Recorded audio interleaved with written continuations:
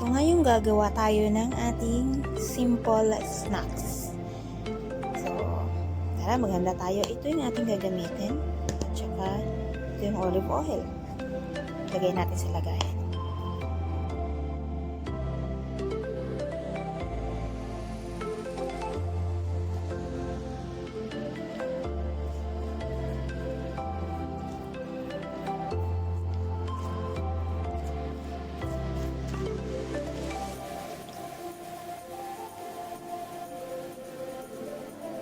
Ito yung gagamitin nating blend.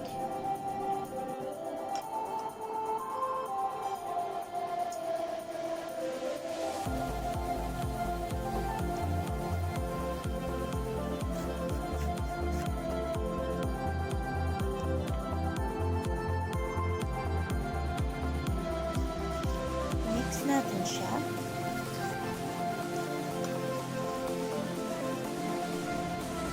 Ngayon, lalagyan siya natin ng cheese.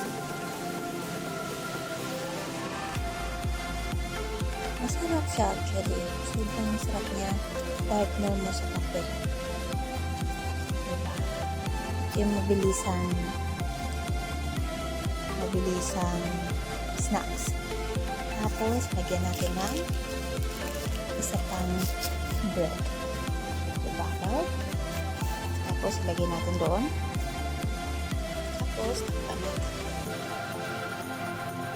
Tayan natin siya. At the same time, gagawa tayo ng iba pa. Depende kung gaano kadami yung gusto nyo. Ito po ay sobrang healthy po talaga siya. Mahilig yung Arab culture ng mga ganitong klaseng pagkain. May sisang.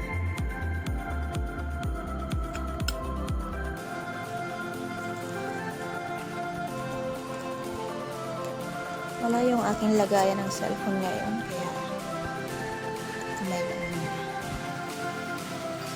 So, ayan. Lagay natin yung isa pa. Tapos, hiwain natin.